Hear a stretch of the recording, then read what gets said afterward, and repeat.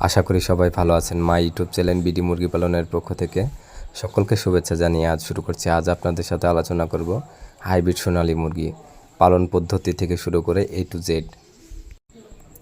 Hybrid সোনালী মুরগি পালন শুরু করার আগে সোনালী মুরগির পালনের সম্পর্কে ভালোভাবে সঠিক তথ্য ধারণ করতে হবে। অন্যান্য বিদেশি মুরগির চেয়ে সোনালী মুরগির রোগ প্রতিরোধক ক্ষমতা অনেক বেশি। সোনালী মুরগি দেশি মুরগির মতোই খায়, তবে এটি একটি ক্রস প্রজাতির মুরগি। সোনালী মুরগি চিনবেন কিভাবে? সোনালী মুরগির গায়ের রং সাধারণত লাল, কালো, সাদা, হলুদ ধরনের হয়ে থাকে। আমাদের দেশের আবহাওয়ায় সোনালী মুরগি পালন অনেকই উপযোগী।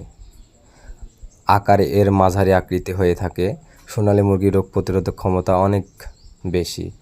ডিম, মাংসের জন্য সোনালী মুরগি পালন করা হয়। এরা